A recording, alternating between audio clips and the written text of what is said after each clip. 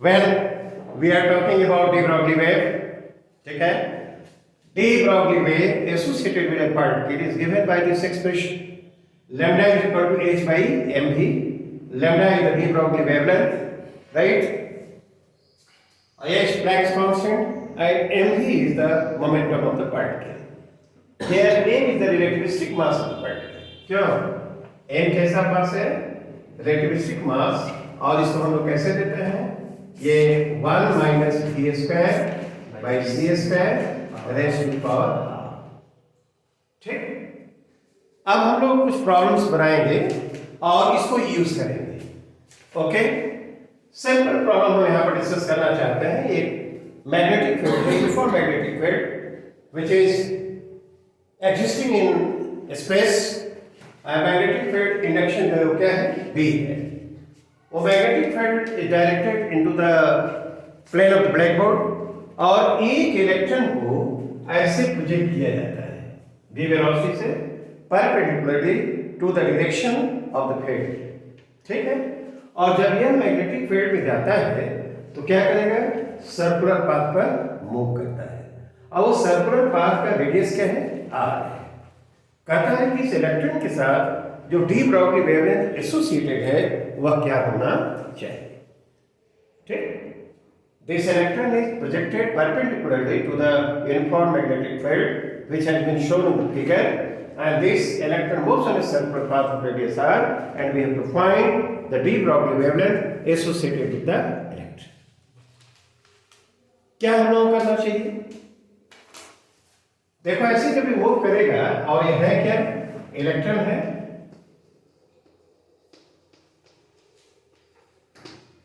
इसकी वेलोसिटी के मैग्नीट्यूड में कोई चेंज नहीं होगा. ठीक है ना? मैग्नेटिक फील्ड के कारण इस इलेक्ट्रॉन को जो फोर्स लगेगा वेलोसिटी की डायरेक्शन के परपेंडिकुलर होगा, तो उसके मैग्नीट्यूड में कोई चेंज नहीं करता. वो क्या करेगा? वेलोसिटी की डायरेक्शन को केवल बदल देगा. वो सर्कुलर पाथ पर इसलिए मूव करता है.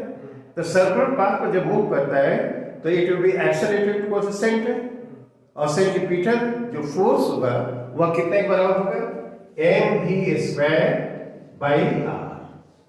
ठीक है ना? And this will be provided by EVB. क्यों?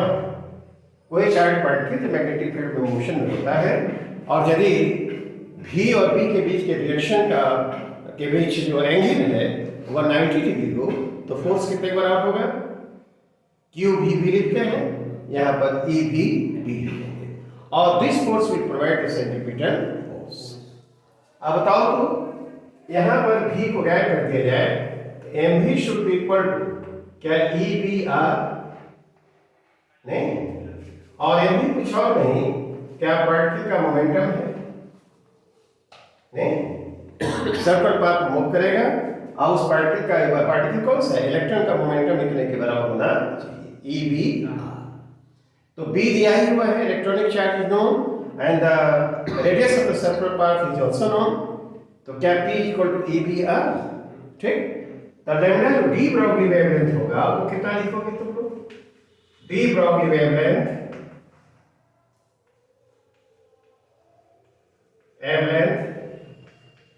Lambda is equal to h by p.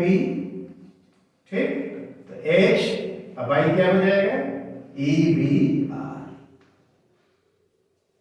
यह इलेक्ट्रॉन सर्कुलर पाथ पर मूव करेगा और इसके साथ जो डी ब्रॉगली वेवलेंथ एसोसिएटेड होगा वह कितने बराबर होगा?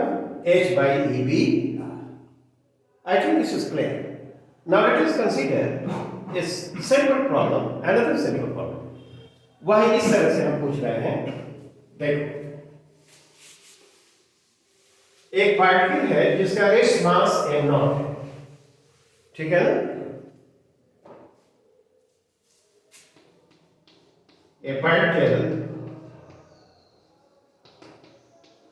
has rest mass m0. ठीक है? ये हम लोग जानते हैं रेस्ट मास क्या होता है. और उसके बाद यह है कि it's kinetic energy is equal to its rest mass energy. Equal to its rest mass energy, ठीक है ना, उसकी काइनेटिक एनर्जी इसके रेस्ट मास एनर्जी के इक्वल है। तो हम जानना चाहते हैं कि इस पार्टिकल के साथ जो एसोसिएटेड डी ब्रॉगली वेवलेंथ है वह क्या होना चाहिए। We have to find de Broglie wavelength, de Broglie wavelength associated with the particle, associated with the particle। देखो, इसको करने के लिए हमारे पास एक रिलेशन है जो हम लोग पहले ही क्लास में कर चुके हैं। टोटल एनर्जी E क्या m0 c² plus t। This relation comes from special theory of relativity जिसका हमने बेसिक डिस्कस किया था। तो ये रेस्ट मास एनर्जी है and this is the kinetic energy of the particle and E stands for the total energy of the particle। यहाँ पर T क्या है? Kinetic energy rest mass energy के इक्वल है। क्यों? ये दिया हुआ है, तो बताओ E क्या हो जाएगा? 2m0। हाँ, ये 2m0 c²। और टोटल एनर्जी के लिए एक एक्सप्रेशन और है इन टर्म्स ऑफ मोमेंटम, और वह कितना है? स्क्वायर रूट ऑफ बोलो p² c² plus m0 square c²। Good, क्या यह है? नहीं, टोटल एनर्जी के लिए भी एक्सप्रेशन है in terms of momentum of the particle. और जब ऐसा है तो देखो ये रिलेशन, इससे क्या मोमेंटम आ जाएगा, दोनों तरफ स्क्वायर करो, स्क्वायर करने के बाद क्या आएगा?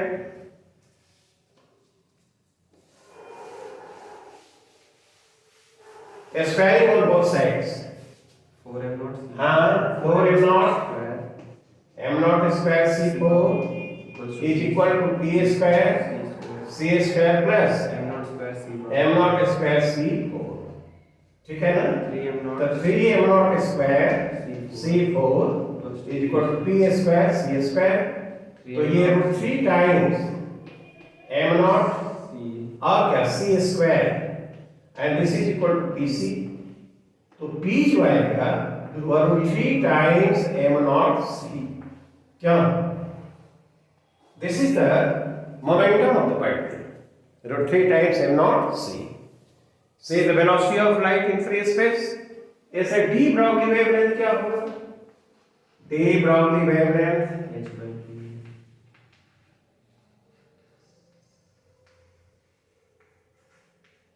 lambda is equal to h by p।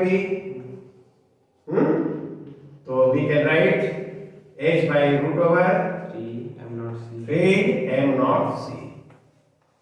Very simple, ठीक है? उस पार्टिकल के साथ जो डी ब्रॉगली वेवलेंथ एसोसिएटेड होगा यह होना चाहिए।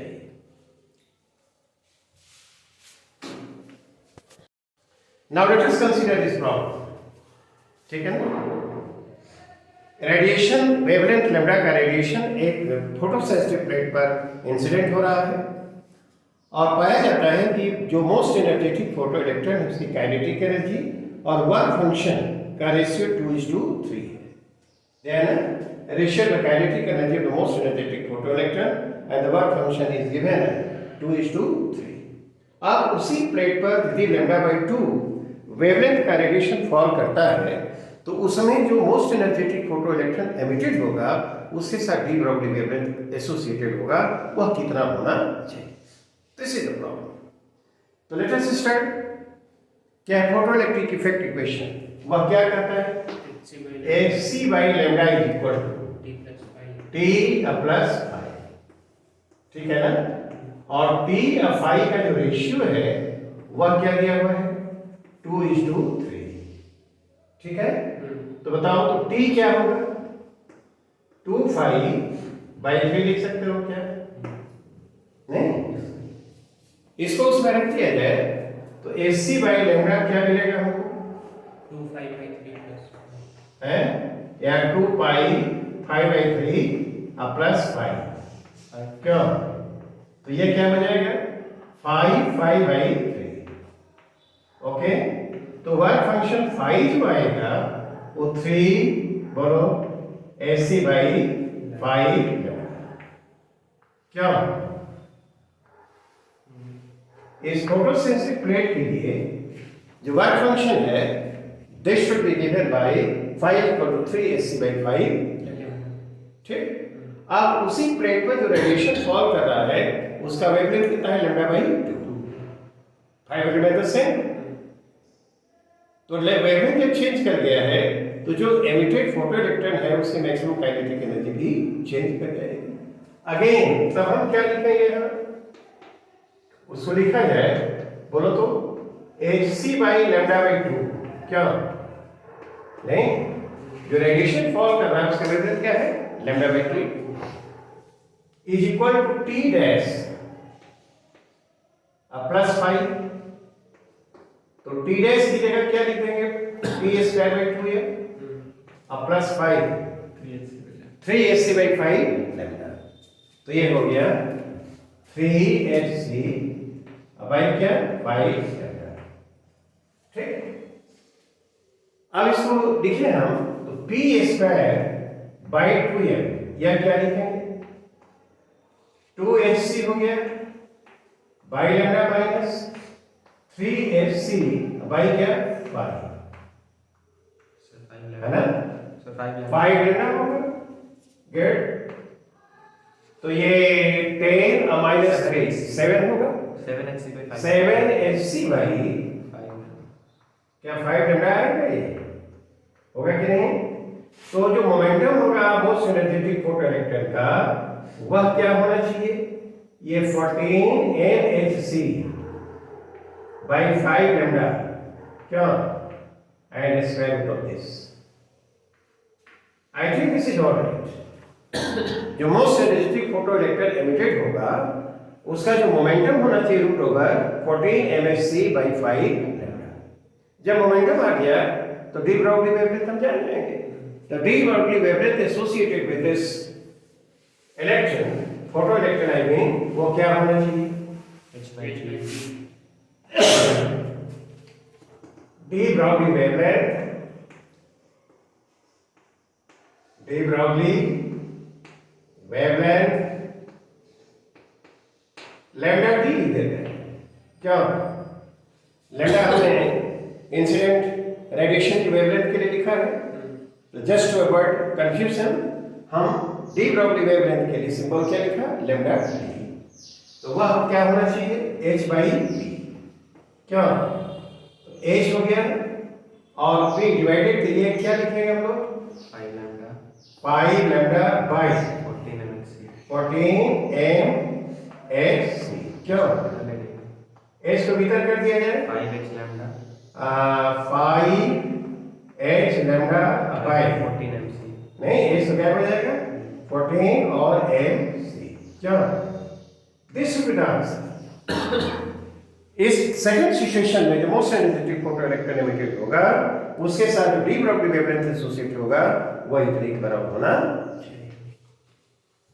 Now in this problem this is an infinitely long non-conducting wire और इस पर यूनिफॉर्म चार्ज का डिस्ट्रीब्यूशन है positive charge uniformly distributed on it mass ये चार्ज पर unit is given by lambda और इसके अबाउट एक सर्कुलर पाथ पर ऐसे एक इलेक्ट्रॉन मूव कर रहा है अंडर इलेक्ट्रोस्टैटिक इंटरेक्शन।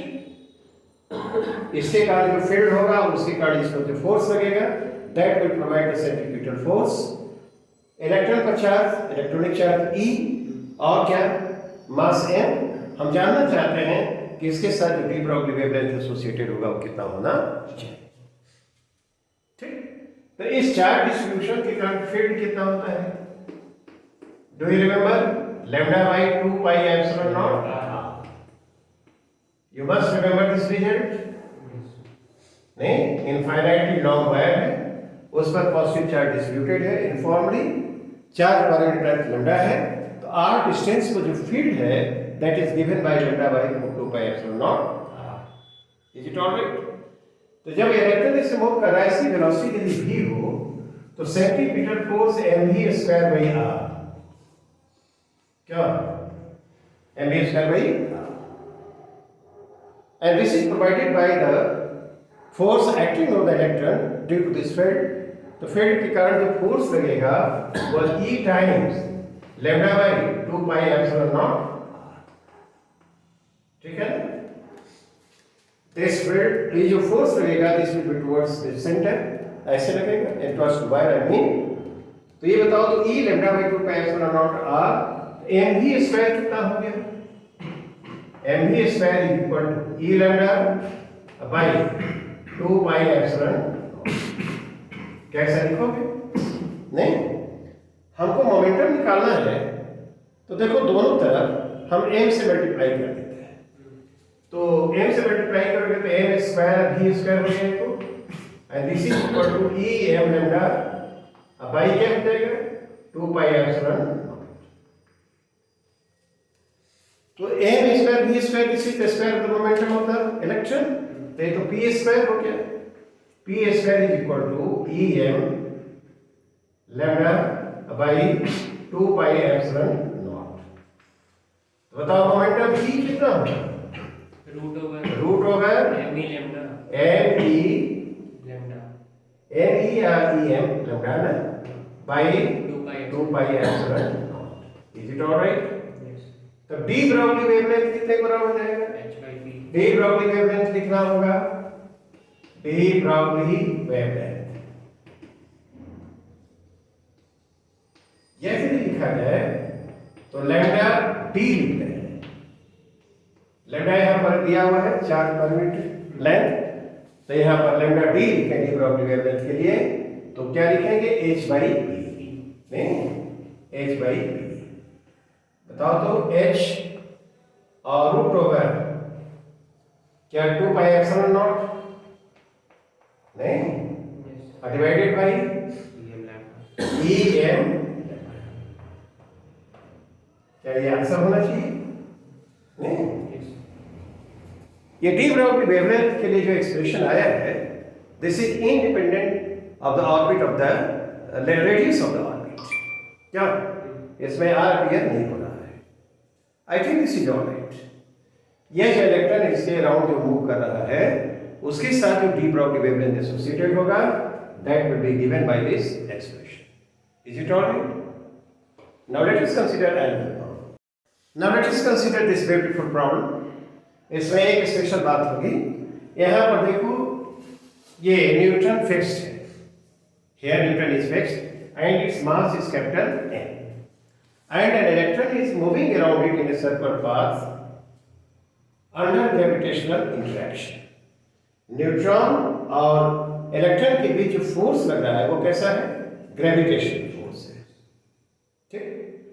कहता है कि यहाँ पर बोर का क्वांटाइजेशन रूल यदि होल्ड करता है तो बताओ इस इलेक्ट्रॉन के साथ जो D Broglie wavelength minimum possible de Broglie wavelength जो होगा वह क्या होना चाहिए? आई think this problem is clear.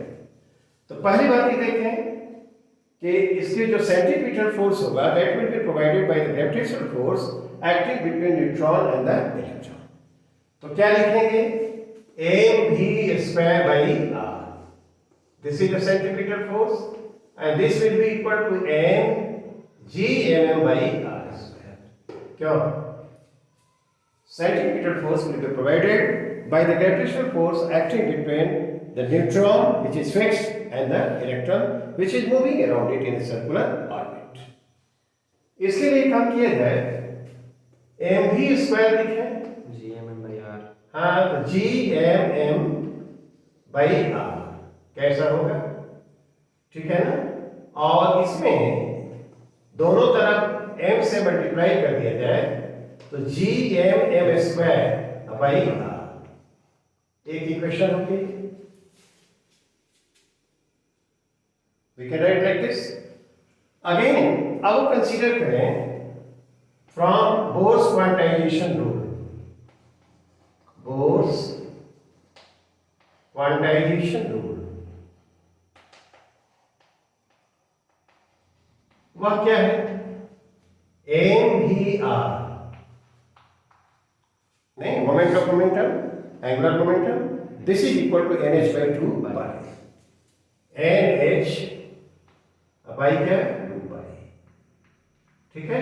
तो एम भी कितना आएगा, एम भी equal to NH by 2 pi r. NH by 2 pi R. क्यों, दोनों साइड स्क्वायर, बोलो कैसा होना चाहिए। दोनों साइड स्क्वायर. अब ये इक्वेशन 2 हम रहने दें इसको।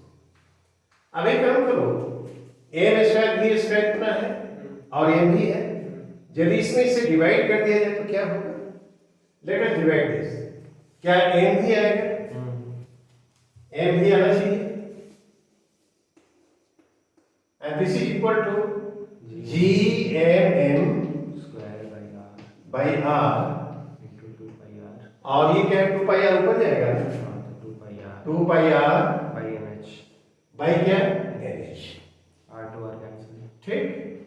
देखो तो आर कैंसिल हो रहा है, ठीक है ना। तो ये एम भी क्या है, क्या यह this is the momentum of the electron, नहीं। तो यहाँ पर 2 pi G M M square, 2 pi G M M square By NH. अब पाई क्या हुआ NH. NH, क्या ये आएगा, ठीक है ना। ये momentum of the electron moving around the fixed neutron will be this much. अब डी ब्रॉगली वेवलेंथ तो निकल गया, कैसे निकाल देंगे, H by p. हाँ तो डी ब्रॉगली वेवलेंथ लिख देते हैं।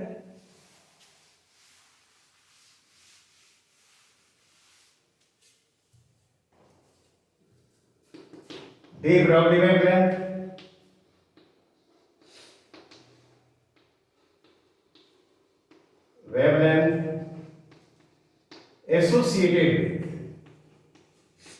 associated with the electron,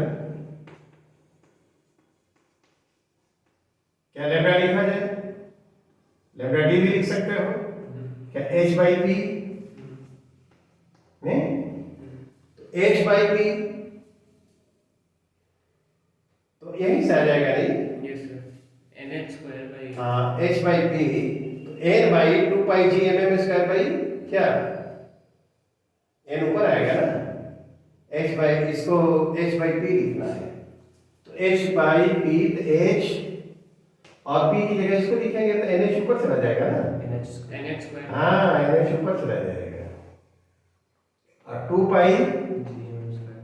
ji M M square, क्या ऐसा होना चाहिए, नहीं तो H square by 2 pi G M M square और क्या एन,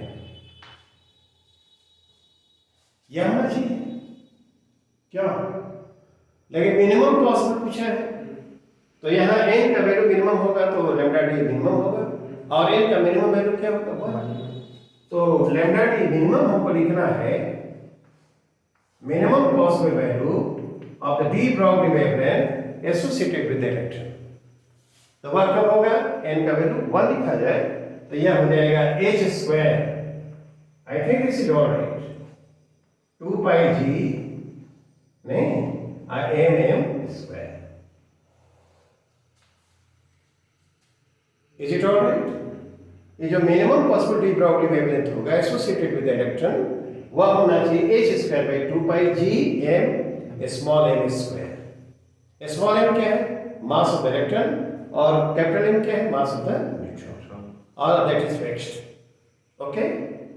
और जी जानते हैं यूनिवर्सल ग्रेविटेशन कांस्टेंट है और h is the Planck's constant. Is the explanation clear? Okay. Let us consider another similar problem. Now let us consider this problem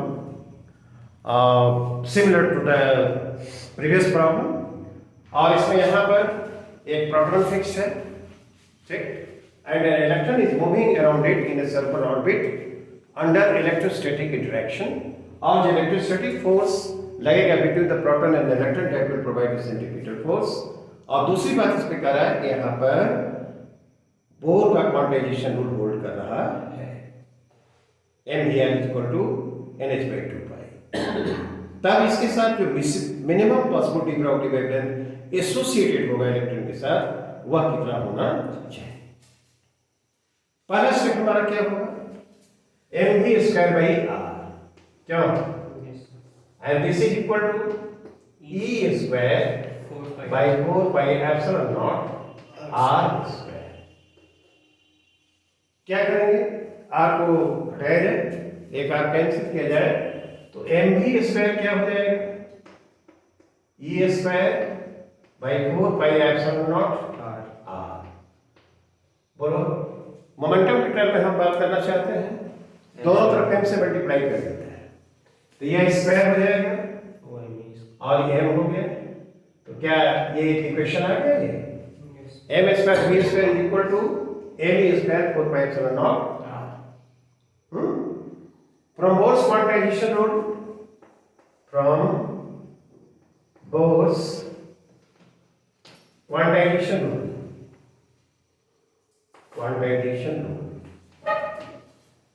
क्या लिखना चाहिए हम लोगों को? क्या m v r and this is equal to nh by 2 pi. क्यों? ये quantum condition याद है? Yes. Do you remember? अब बताओ तो इसमें क्या लिखेंगे हम लोग? mv is equal to nh by 2 pi r.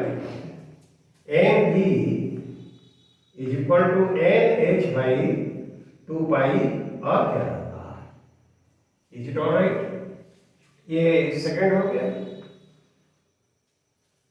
क्या हम करना चाहेंगे? यदि इसमें इसे डिवाइड कर दिया जाए तो r तो कैंसिल हो जाएगा और जो यहाँ पर बचेगा mv that will be the momentum of the electron. इसको डिवाइड कर दो. डिवाइड करने के बाद क्या आएगा? डिवाइड करने के बाद देखते हैं.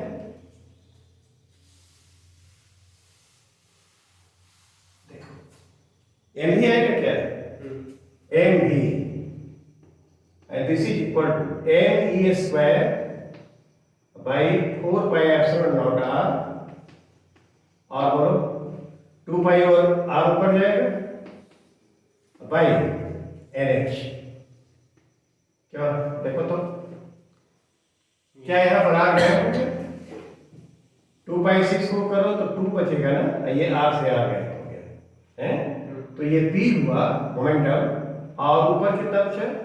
me square by 2 epsilon naught h और n. I think this is all right. me square ऊपर होगा, 2 epsilon naught यहाँ पर आएगा h. ठीक है? आप देखो तो ये मोमेंटम हुआ इलेक्ट्रॉन का, तो de Broglie wavelength, de Broglie wavelength associated with the electron, lambda d लिखें, this is equal to h by p. तो क्या होना चाहिए? h और यह जो होगा p, तो क्या ये सब ऊपर जाएगा? 2 epsilon naught h I n और by m square. क्यों? यह होगा, लिखना होगा हम लोगों को, तो 2 epsilon naught h square by क्या? me square. यहाँ पर I think this is all right. Yes. 2 epsilon naught h square by m और कहीं पर कुछ छूट नहीं रहा है, me square. ठीक? लैम्डा डी का मिनिमम वैल्यू चाहिए, तो लैम्डा मिनिमम कितना आ जाएगा? Lambda D minimum possible value तब होगा जब इसमें n का वैल्यू मिनिमम होगा. n का वैल्यू मिनिमम कितना है? 1. तो हम क्या लिखेंगे? 2 epsilon naught h square by me square. Is it all right? Yes. 2 epsilon naught h square by 2 me square. ठीक है? m इलेक्ट्रॉन का मास है, ये इलेक्ट्रॉनिक चार्ज है, एप्सिलॉन नॉट जानते ही हो, और h क्या है? Planck's constant. All these quantities are known. We can calculate the value of d, lambda d. I think this explanation is clear. That's all for today. Thank you.